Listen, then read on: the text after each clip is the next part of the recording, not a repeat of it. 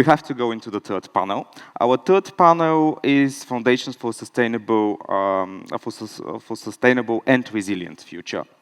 And I would like to ask our panelists, who are from very different areas of business, to join us. Oscar Pratt, the Senior Project Director, Energy System Westinghouse.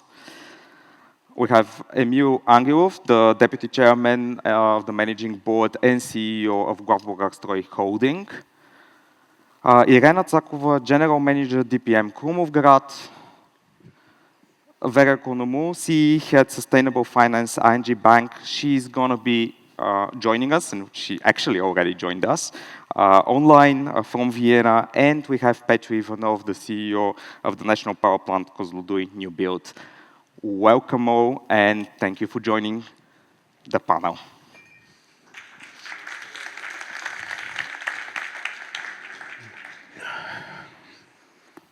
So, a broad discussion of Vision 2050 cannot go without talking about sustainability from one side, and it is important to go to the basics, to the foundation of all the companies that are bringing innovation, because all of us are striving for sustainability, or at least what we all hope that we are doing.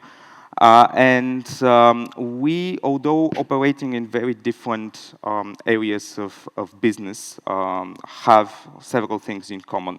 One of them is the fact that we are able to share our experience, expertise, knowledge with each other using AmCham Bulgaria as a platform. Create these conversations and sharing experience, how to innovate, how to be compliant with the EU regulations and the Green Deal, of course, and to add value. And because we are corporate people, at the end of the day, we add value to the shareholders, we add value to all stakeholders, but most importantly, we have to add value to the people and to the communities that we serve. So without more of me talking, and I'll give the floor to the panelists. And the first question is kind of an easy one that is going to go to everyone, and I'll ask you briefly to say what are the drivers for each of your corporations in pursuit of sustainability and resilience, and just to see your idea about these notions. Do they go hand in hand, or they have to be balanced out? So, Irena, can you please start first? Thank you. Coming to this panel, I'm just wondering, do I need to surprise you? Asking what does mean sustainability. You know, that's the definition which we have a lot of discussion. And the sustainability is one for one, the other for the other. However, for the mining company, for the PME, which is public company, that's something which is in our core business.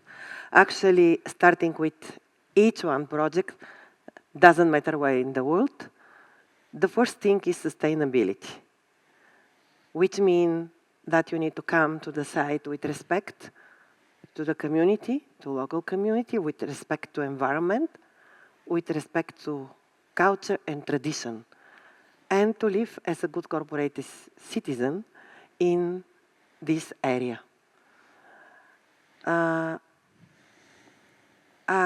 One of my favorite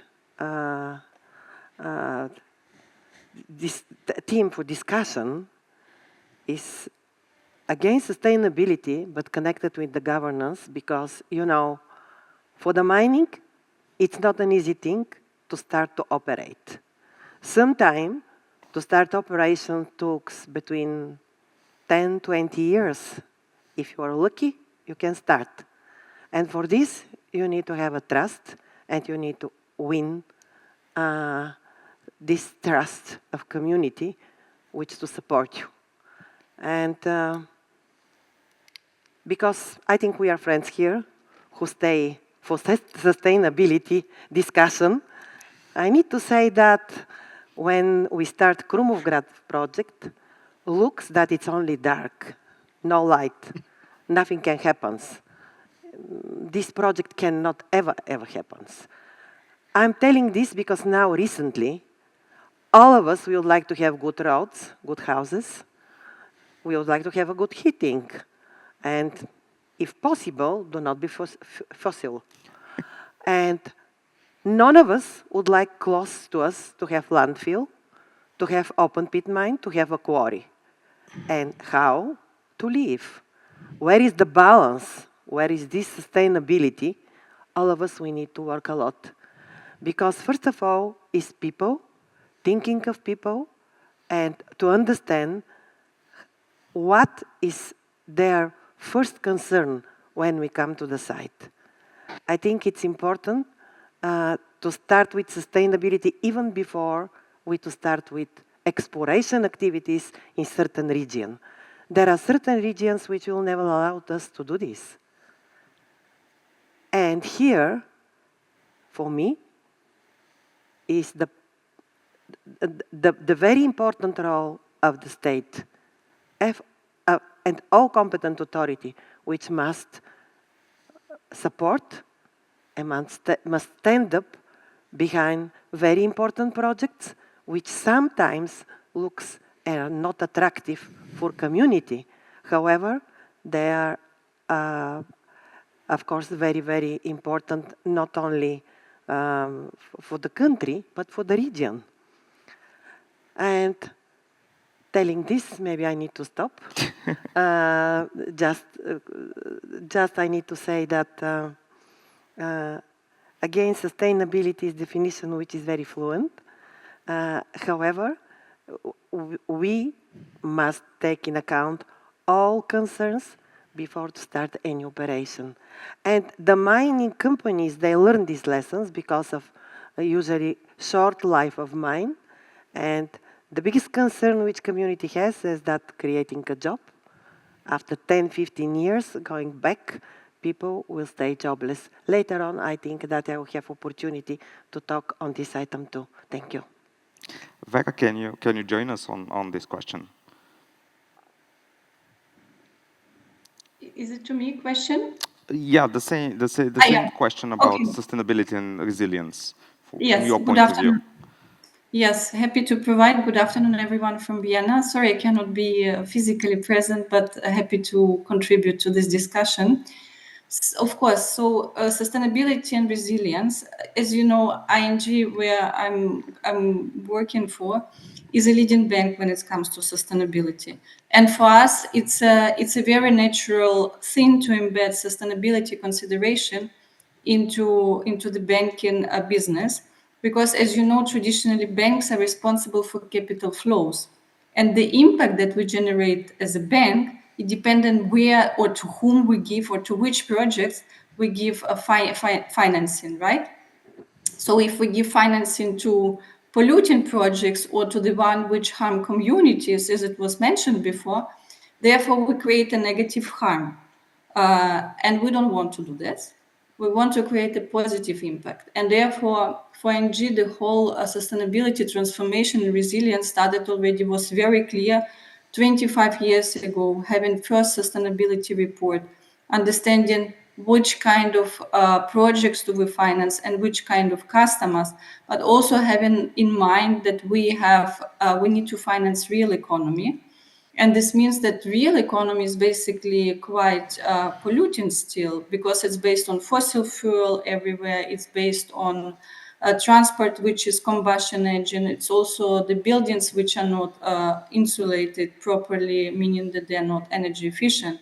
We understand our footprint, and that's why we integrated back in 2019 the first Terra Progress approach, when we look at every sector, and Terra is an approach to scientifically identify decarbonization curves for every sector, which is in line with Paris Agreement, and which also means that we need to stop global warming to 1.5 degree. And using these curves, we trace our customers' carbon emissions, and understanding their carbon emissions, we also engage in a dialogue with the customer. What does it mean? Because customers, you know, shifting simply money from brown customers or polluting customers to green one does not solve a problem of decarbonization, because polluting customers sustain polluting. And therefore, for us, an important step is to start an open dialogue, saying this is our understanding point. What is your carbon footprint? We understand that the technology is not there, that maybe some innovation is missing. Please tell us, what do you expect from us, or how we as a bank can support you in the whole sustainability transformation, and which kind of financial solutions we provide for your decarbonization pathway. And for example, ING was also the first bank who issued and started to structure sustainability linked loan, which is a very special product to support our customer sustainability transformation, which considers all three angles of sustainability, or ESG part it's called, E for environment, S for social, and G for governance, where we ask our customers to develop credible sustainability strategies, considering, as you mentioned, all the stakeholders' interests, and then find the proper KPIs, which would ask customers to fulfill material KPIs based on the impact. And this is very popular product as well. So as you can see, sustainability and resilience go line in line, so hand to hand, we can say, when it comes to the banking sector. Thank you, Vera. And what about Emil? Can you join us on this, the pursuit of sustainability and how to balance it with resilience from your perspective?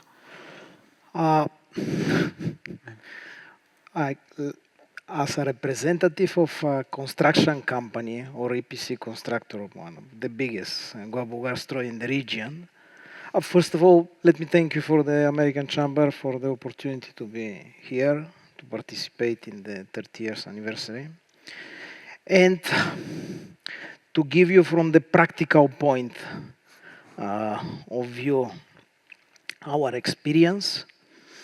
But before going on the micro level of the company, although the GBS is not micro, because resilience and sustainability somehow are contradicting.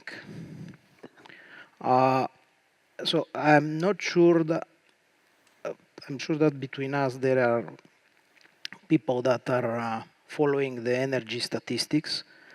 But in the last 30 years, if we are discussing the European Union, only European Union, and we are looking on the import energy index, we realize that between 60 and 50% on all these 30 years of the energy in the European Union is imported. And the percentage is not decreasing, is moving from 60 going to 62, 58, 55, so more or less. So do we think that we are importing a sustainable energy? Do we think that we are importing green energy? Of course not. As human beings, we are creating borders, we are creating barriers, but the earth doesn't have borders.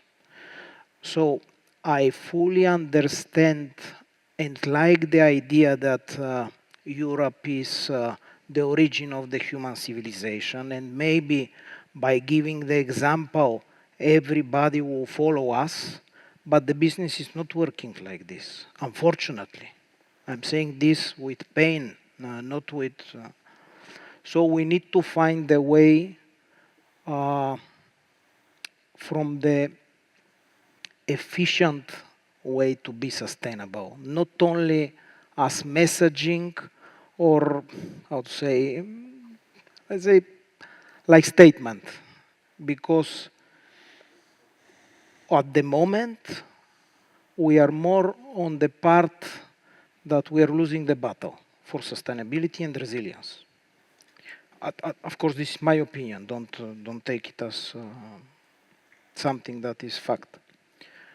Of course, we are doing a lot of efforts, and I can give you now going on the micro level, because the construction sector is one of the sectors that is creating a lot of pollution.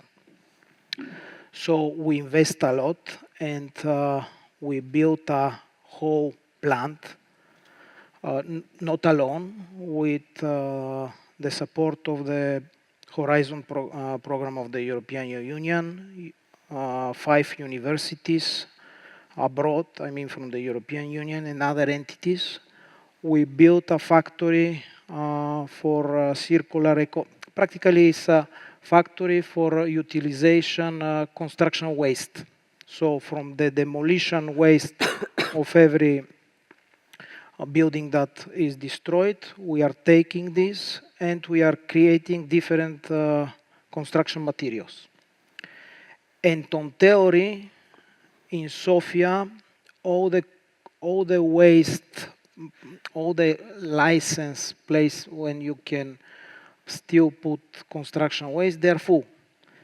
And even nowadays, we are, of course, few entities are using our facility, but it's strange. It's like Sofia, there is no creating construction waste. I'm not saying nothing, don't understand me wrongly. Simply, I want more to put the message on this. Let's, when we are discussing about sustainability and resilience, to try to be practical, nothing else. Okay, thank you. Thank you for that. And Petju, from your perspective, sustainability and resilience, how they go hand in hand? Can they go hand in hand at all?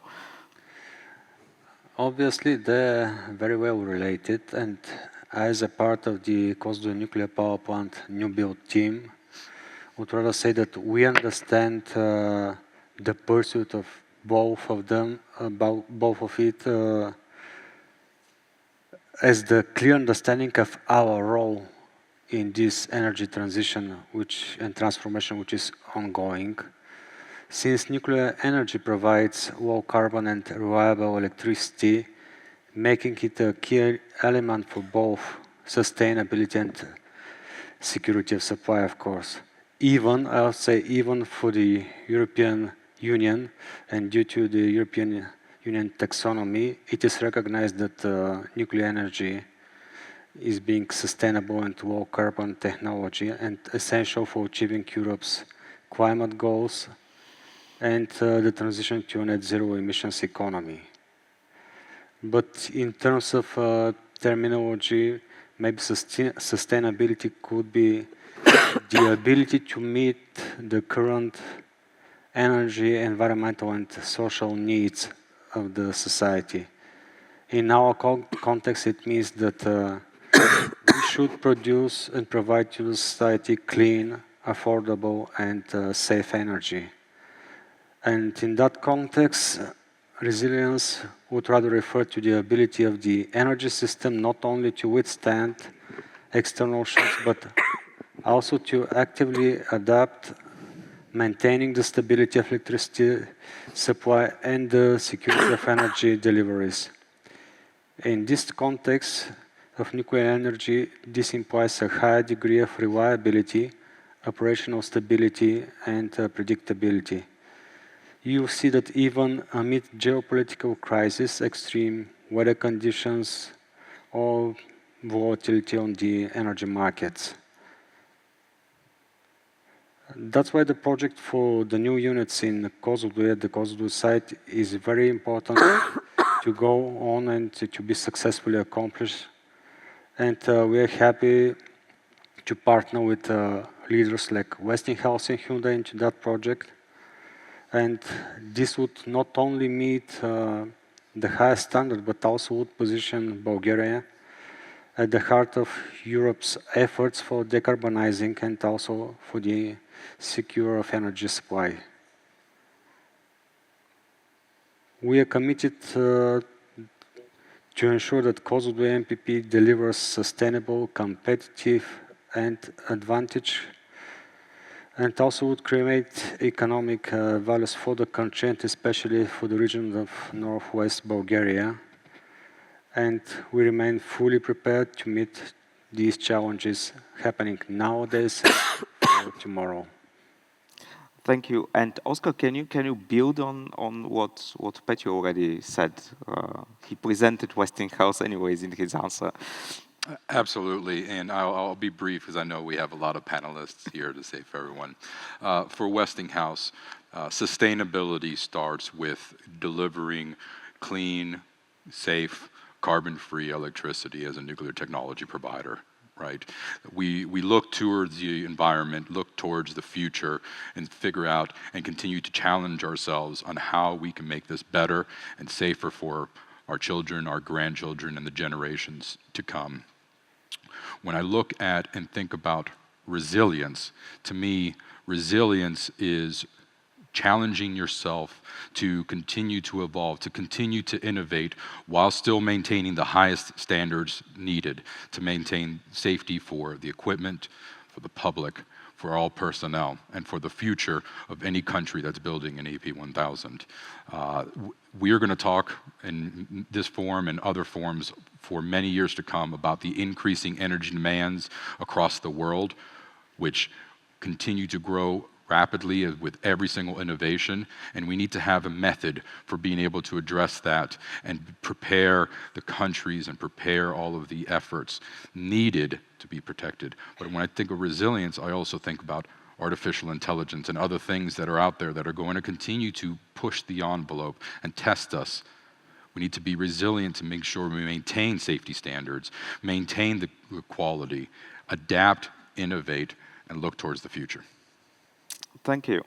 And this brings me directly into the next question. Gerard was explaining about the 4 revolutions, and one of these is sustainability and decarbonization, basically. And it goes hand in hand with the regulation framework. And I'm very curious because we had for some years the CSRD, and then in the beginning of this year, it was in February that actually the omnibus came, and it kind of changed the reporting for like 80% of the companies in Europe. So it was a little bit of a pushback on that. And Vera, you have a very, very large view on the CE area with a lot of companies from different sectors. How do you see the sustainable financing going on? Is Omnibus changing the sentiment of the companies to be more sustainable? And how much the regulation plays a role in all of this? You know, it's a very good question. And I can tell you also having experience from Western countries, and I can compare now our regions. So Western countries, they never waited for regulation. And so was, for example, ING Bank. We never waited for regulation to build up sustainable or resilient, as we discussed in the first round, portfolios. But regulation helped. And also the front runners, the companies who integrated ESG risk considerations in their value chain, they also were helping to build up a regulation. And then it became very clear that we need CSRD reports to communicate the same language and harmonize reporting, because before we could use GRI standards and so on. So sustainability reports grew in the number of pages, but the material issues were not necessarily covered. And therefore, CSRD report helped a lot to streamline and identify material issues for the company to address them and to make companies aware about material issues. And this is, I see that a lot of struggle started because a lot of data points, be it carbon emissions or circularity considerations, were monitored or measured by the companies. And also the number of data points, which could reach from 1.2 thousand to 1.5 thousand data points across emerging companies like Global One, DHL, or airlines like Lufthansa, right? it's very hard to collect them, to measure them, to benchmark. And that was the reason why those companies also gave the feedback back to the regulator that Omnibus is unmanageable for the time being because of the lack of the data and the complexity. And then Omnibus, of course, helped the companies to give a bit of a time relief to collect the data and to also reduce the number of data points. If it really impacts the sentiment on the market, I wouldn't say so, because it's very clear that we need to have a communication language when it comes to ESG data management and measurement, and also communication to external stakeholders. It gives a little bit of time for the companies to get ready, on one hand. On the other hand, if we look from the banking perspective side, we were asked by the European Central Bank, by our regulator, and EBA guidelines on loan origination, pricing, and management already back in 2021 to consider ESG risks in our credit risk measurement, probability of defaults, and also been able to measure those ESG risks of the companies. And this is something which was completely new to the banking sector, because we always focus on credit risk, on market risk, and so on, but mainly on credit risk. ESG risk was hardly ever considered.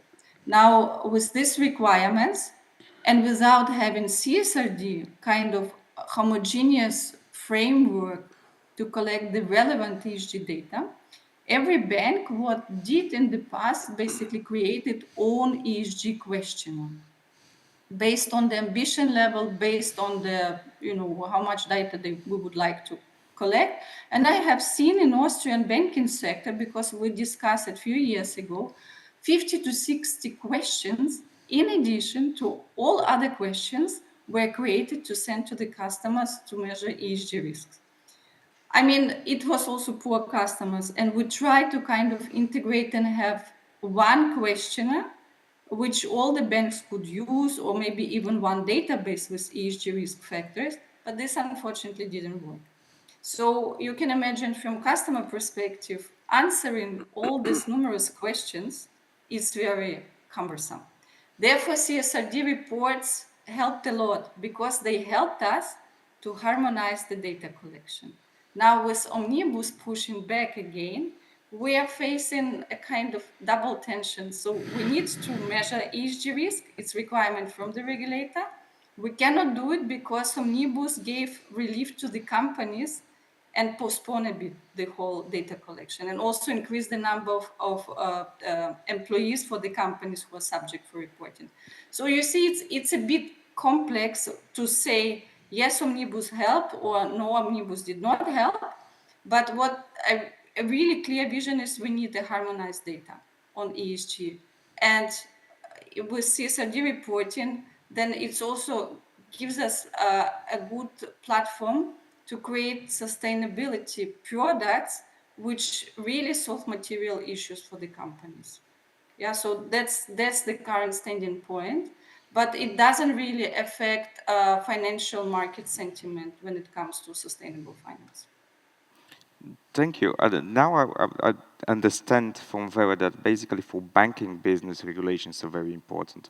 But then I'm going to play a little bit the devil's advocate and ask directly Emil, what about competition? Because regulation and competition doesn't go very much hand in hand. And usually when we discuss macroeconomics, we say Europe is very uncompetitive when we compare to the US, when we compare to China, and basically we are losing that game already. And this was the case for the past 20 years. So from your perspective, how do you see competition and regulation and the general EU regulation in that term? Like challenging task. Look, there is no easy answer on this question, because regulation and competition, usually in Europe, they're not going in the direction that the business wants or prefer. Of course, this has the advantage for the society. So for me, the correct answer here is to find the balance. And I believe that with the new program of the European Commission, we are changing the direction to the right. Still, we are talking more about the, in example, the Draghi report instead of implementing the Draghi report, but at least it's positive that we see the movement. There is no something that we can, at least from my point of view, saying that will be correct. Meaning both parts are important. The business need to be more vocal to the European regulators in order to find the balance. And of course, the European regulators or the European commissions, it doesn't matter the body. This is the point. They need to listen more to the business. Because from one side, we have the example from in USA, how the deregulation is helping the business and is bringing results. And from the other side, we have Asia with the different models, some of them more democratic, the other no democracy at all. But again, the business is moving and they are creating value. So we need to find the European way to create the value. For me, this is the correct answer. Thank you. And when we are still on the subject of decarbonization, Irena, how did decarbonization and regulation changed actually the whole mining sector and specifically DPM, and how did you handle this? Okay. I will first start with something which I like what you say, that we need to find a balance, especially for Europe, with the ESG reporting. As a company, public company, we are reporting ESG parameters since 20 years. Even here in the public, we have a person who helping us with this. And by the way, new regulations, new requirements, what they are doing, develop new businesses who find a way to prepare sustainability reports. However, if the big companies can allow themselves to pay for these sustainability reports, to have very good experts around them, to interpret the data, to have 5, 6, 7 people dealing with the environment, what about small companies? We are killing them from the beginning. Okay, for the carbon I will answer. But if I say that we reduced 37.5% carbon until now, that's very good, but it's 1%. Here, when we talk about ESG and when we talk about how green we are, it's a thinking, it's a challenge which every one of us has to have in the business, and it's the way how to business to be developed, to exist, not to be the best, but without all these, there are primarily things which we need to follow and to keep environment, to keep social a good social environment. There is no business who can work. And for this reason, I think Europe is not competitive, and better to say this. What we need to do, I think all of us, we need to work in this direction, to try to work with our competent authorities, European parliamentaries, to help them, and all what we would like to say now, because otherwise we will never be competitive. And let's be honest, we know that now resources are very important for everything. For our green transformation, we cannot do it without existing of resources. But if you have place where you cannot start even to do exploration to understand is there anything here which will be valuable in our country, we will never go there. We only will talk, create another one standard, paperwork, KPIs, which we'll compare. But in reality, we need to have a business. And when we talk about green transformation, carbon reduction, what we need to do? We need to expedite the business, which will happen only if we, first of all, have a good environment, which is predictable, which do not surprise us every December with something new.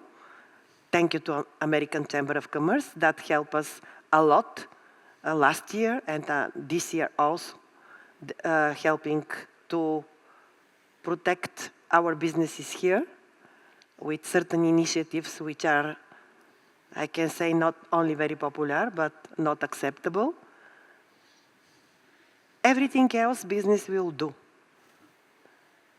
We can find the best technologies, we can find people, we can train them, but we need to have good business environment to give us freedom to work. Thank you. And the subject of sustainability and decarbonization as a whole is very much connected to also politics and geopolitics nowadays. All of these subjects are interconnected. So regional stability is actually important for the sustainability. So big infrastructure projects are helping in that way. And can Petju, you talk a little bit about the strategic partnership that Bulgaria now has and the development of these strategic projects, specifically Kozloduy?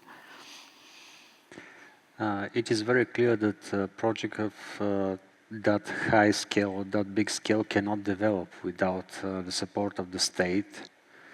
But again, I would like to touch on the topics that were discussed by the previous speakers. Even in our case, we find that there is huge administrative burden. There are a lot of regulations. When somebody hears nuclear, of course, we would have expected that it should be safe.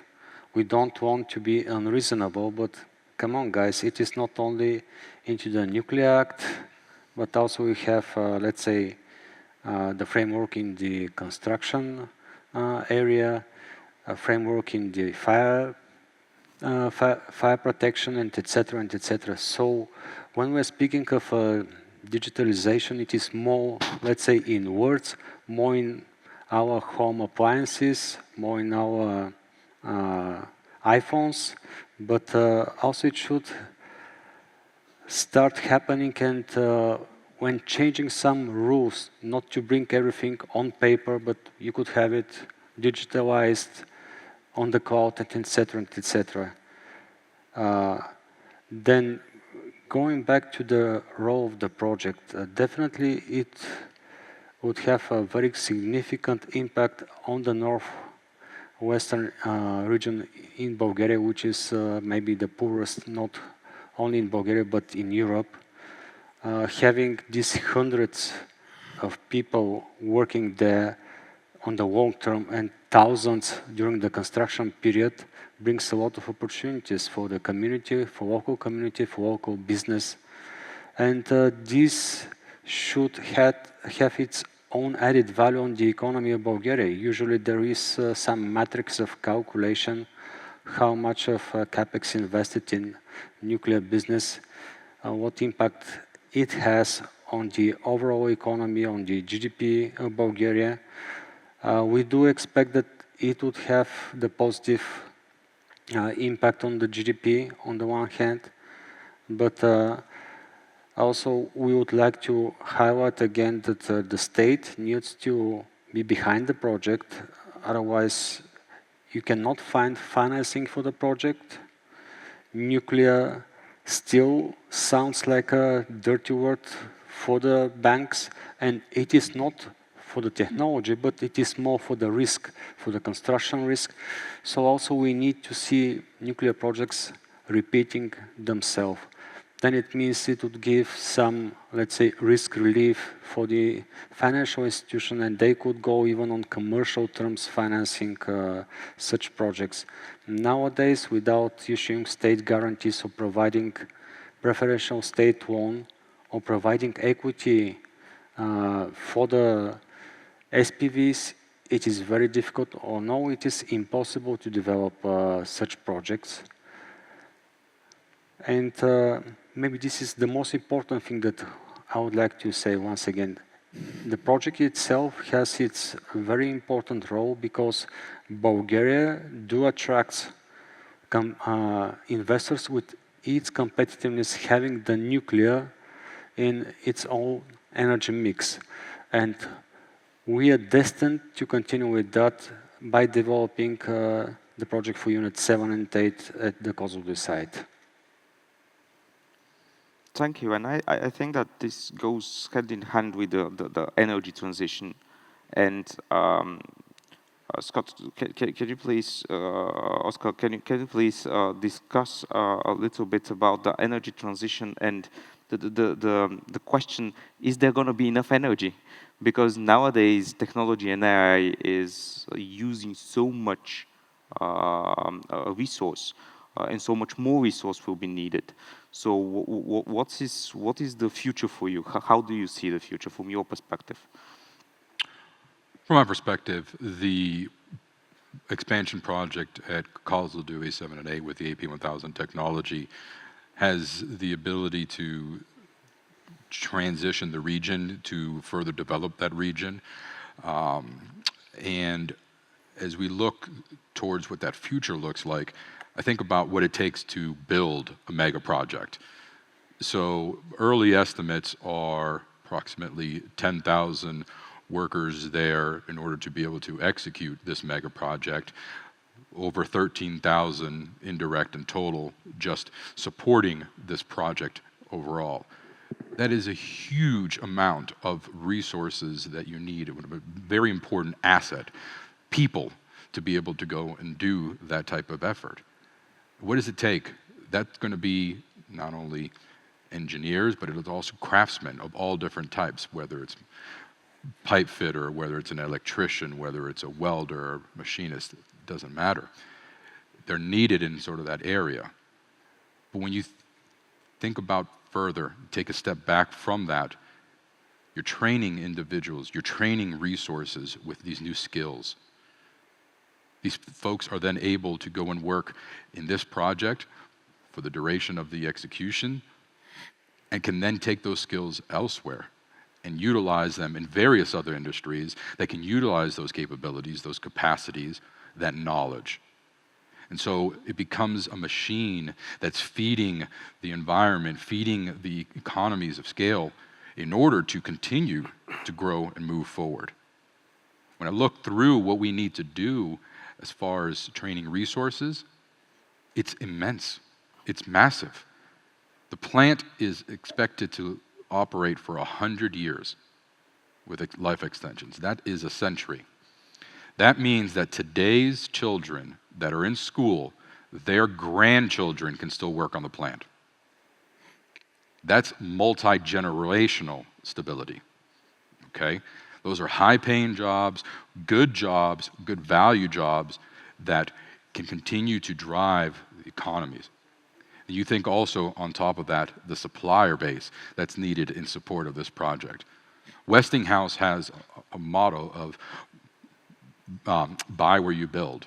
Why? Because it is very expensive to ship air. Shipping components from all over the world is very costly. We would much rather buy locally, buy regionally, in order to be able to execute this project and certainly help KMPP New Build with the bankability of this project, this mega effort. But I look at those suppliers that we develop. They're going to be developed and working very closely with Westinghouse and our consortium partner Hyundai in order to execute this project. But then I think about the other projects that are going on in the region that they could potentially also help in Poland, Slovenia, Slovakia, and other countries across the European Union. And then you think about the fact that it should operate for 100 years and the continued support that they could potentially provide to that project for long term. Like I said, multi-generational stability. So it's absolutely clear that we cannot go without nuclear energy, and we need nuclear energy to be deemed as sustainable in Europe. Interesting question though. Do you think we have the infrastructure for the project itself? We had just a chat just before entering this room, just discussing this issue. And here probably Emil can also join in as he is a part of Bulgaria story, and they know how to do big infrastructure projects. Do we have the infrastructure to do that? If we have infrastructure, but of course, if we want to develop and to have additional, or let's say, because the topic was the regional stability, without the proper strategic planning, you cannot go. And hopefully here we have good examples in Bulgaria of strategic planning, because the project that is discussed in Kozloduy is one example that definitely will resolve question related with electricity long term in Bulgaria. But also we have other good examples like the vertical corridor, that is another regional strategic initiative of countries from Ukraine, Romania, Moldova, Bulgaria, Greece, creating the vertical gas corridor. And we as Goa Bulgarstroy, we are executing 2 of the 3 lots in Bulgaria. And as a project, this will not only contribute to the regional stability, will contribute also to the whole spectrum that we are discussing today, competitiveness, question related with consumer price on the energy, because one thing is now to do the connection to Ukraine. Another thing is, imagine after 2, 3, 5 years, this war will end somehow. So more connectivity, not only horizontal, vertical, will put more players on the market. This will create more competition, and finally the prices will go down. This also means different sources. LPG from the ports in Greece going up, from the pipes from Asia coming. So the network, let's put it in another way, the infrastructure is building stability, is building competitiveness, is decreasing the price. Because also the discussion here is about competitiveness. And we are discussing about Bulgaria. So imagine now Bulgaria possess all the good parts of Europe. We are part of Schengen. We will be hopefully from 1st of January part of the Eurozone. Without infrastructure, we cannot use nothing. So all these efforts of the society, all these investments, all the difficult parts of joining, and also some other difficult parts that will come, will be lost if we don't have the proper infrastructure. Electrical, for connectivity, energy infrastructure, highways, ports, railways, all the free movement of capital, people, goods, without infrastructure cannot happen. So this is the answer. We need to build, we need to have strategic planning. I think that we are on a good track here. Bulgaria is becoming a regional player. Yes, but we need to proceed, especially in the road infrastructure, and Oscar and Pet you are discussing. So the whole is northeast. West. Yes, it's northeast West. Bulgaria. Correct. West. Is or Northwest. northwest. Yes, okay. Never I was strong on geography. Northwest need to be totally reconstructed. The infrastructure is zero practically. Zero. If we take one, always on the history of Europe, all the rivers, big rivers, they are full with ports. In our part of the Danube, we have ports, but We better not talk about them. the railways also. So all these goods that will need to travel there, not only people, concrete, cement, metal. We need to build this infrastructure to reach the place. We kind of put quite a lot on the table already, but then comes one of the other big factors when we talk about sustainability. Maybe the most important, because companies are built by people, and whenever we talk about sustainability, we have to talk about people, and specifically the talent development. Irena, can you give us some of the examples that you are doing? Things to share so that we can take something from this. Okay. What I will say very shortly, that business is ready and will train people when needed. And actually we did this before 10 years when we opened the mine in Krumovgrad. It's a region without mining, and 96% of people who work for DPM are local. And these people are brilliant. They're doing their job, and they receive their competencies and training because of very good training program which company has. And we had this program done on the basis of our relation with Mining University, one high school, transport high school in Krumovgrad, which we use as a place to train our people. And of course, our existing operation in Ceopec, where in practice we did this training.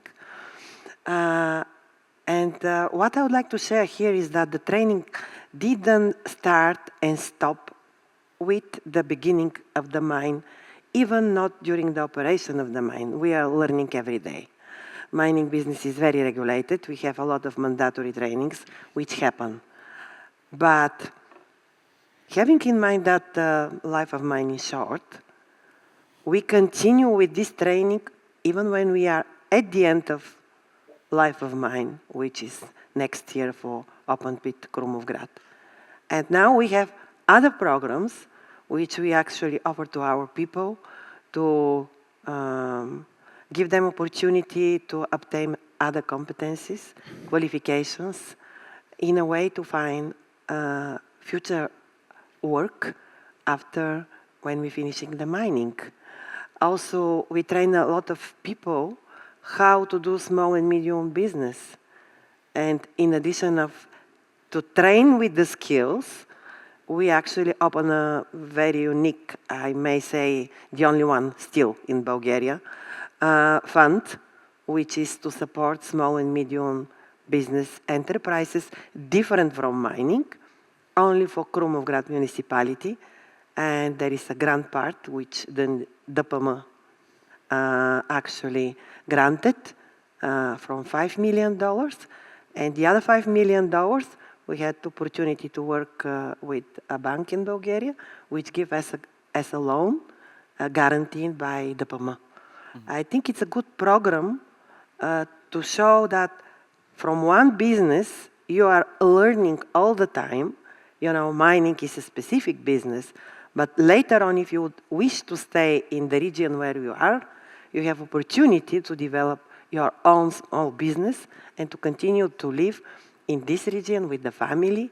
And of course, the main point is do not allow people to go abroad to start washing the plates, but to have enough support from us, from the company, to have skills and to realize their skills here in Bulgaria.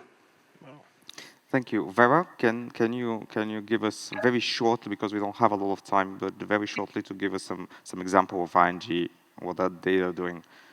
On the talent management. First of all, I must say, and I will be very quick as well, I like what was mentioned on talent management and give new skills to people. I think it's very important. And we, for example, at ING, I can tell you that sustainable finance attract a lot of young people because they like a topic of climate change. And they think, because traditionally banking sector at some point was losing young talents because banks were not perceived positively after financial crisis, but sustainable finance attract, and we have a huge talent pool which likes to structure green loans or sustainable loans and research on a company and advise companies to become more sustainable. It creates a good atmosphere. And I also wanted to say that in terms of having and developing highly skilled people for Bulgaria and for CE region is very important. I want to reflect this as well on the regional side and thank all the companies in Bulgaria if you're doing this, because when it comes to transition and preparedness for transition, there is another report from the European Commission showing that our region CE is not prepared due to the lack of highly skilled labor. Because as you mentioned, usually CE people move to Western Europe, higher salaries, not necessarily highly qualified jobs. We cannot always find them. But, and as you mentioned, washing plates. And I think it's very important that local companies invest more in people and develop those talents, because then we will be better prepared also and more resilient to green transition or to digital transition. Thank you. And I think that Oscar can also give a good example of how trainings and how this development of people can go in many projects that you had all over the world. And I know about one example in China, so it's going to be very interesting, I think, to everybody shortly to just say something about it. Sure. And I'll be brief, but just because I know we're short on time. But the reason I say what I say is because I saw it. I lived in China for 6 years, and we replaced 40% of our craft year after year. And so we were always in a training model. We were always in a training mode. Why? Because we were teaching these skills, and they were actually very quickly getting jobs elsewhere, closer to home. Maybe not as high paying, but they were willing to take the cut. They had that knowledge, that skill. When I look towards the future, and I'll tell you as an American, U.S. students want to go to college, and everyone says you need to go to college, you go to college, you go to college. Okay, college is not for everyone. Let's put it very simply. Okay, there are people that can benefit from college. There are people that can benefit from going to crafts or a trade. Okay, and that's something that the U.S. struggles with. When I look through how we can bridge that gap, I've had communications with my consortium partner, Hyundai, said there are training skills, there's training capabilities that really can speak to younger generations. We use our simulator, which shows the reactor, the main control room for the reactor. That speaks to a certain type of person. It speaks to someone who wants to be in technology, who wants to be in computer, to see and feel how the reactor is operating. But folks that want to go down the trade path, there are virtual reality tools that you can use, that you can go into and test to see if you're a welder or maybe perhaps a machinist, or you can go and practice and be an electrician. And when they start understanding that the career that they can take and down those routes might be more fruitful at times even than an engineer, which engineers will struggle with for a bit, especially with all the schooling, there's value there. And you need to open their eyes, because we need both. And the amount of craft we need is much higher than engineers. Thank you. And at the end of the day, we went back to the start, where we want to add value. So I think this is a good conclusion on our panel. So hopefully sustainability in long term adds more value to the businesses that we run. And with this, we conclude our panel very much on time, which I'm quite happy. Thank you again for joining. Vera, thank you for joining from Vienna. And now, Ivan, the stage is yours. Have a nice day, Sofia. Thank you. Thank you so much for the lovely panel. You were a great panelist, moderator. Ladies and gentlemen, for those who you survived until the end, thank you for that. I'm sure today you heard a lot of inspiring messages, and I'm sure everybody will remember one of the slides in the very beginning with the big red letters, optimism. This is what we need today, optimism, because times are difficult and challenging, but optimism keeps us moving forward. I will reveal now one secret. I didn't say it in the beginning. Today we created the AmCham time capsule. From all the messages, all the predictions, all the statements, of course, we virtually created the AmCham time capsule, and after 10, 15 years, maybe sooner, who knows, we'll check whether we were on the right direction and what the world is having for us as a surprise. So at the end of today's event, and also as a formal conclusion of our 30th anniversary celebration, I'm certain that with events like this, we're continuing to build our community of like-minded people and the future of Bulgaria, which more than ever we need to have a bright future of Bulgaria regarding our competitiveness. And of course, we need to be more active, more prouder EU member, more prouder Bulgarians. We have so many reasons to be. Of course, trustworthy partner to United States and for the coming decades. Now, at the end, I would like to take, first of all, to thank again to all of you for being with us today and staying until the end. To thank to our anniversary partners, ArcelorMittal, Coca-Cola, DPM Metals. I'm sorry, I'm still used to say Dundee Precious Metals in the beginning. Glавбургарстрой, MasterCard, Philip Morris Bulgaria, to our diamond sponsors, gold sponsors, and silver sponsors, because without all of your support, otherwise we will not be able to make this event. Now, with this, I would like to invite you for our networking part outside to continue the conversations in a more informal environment.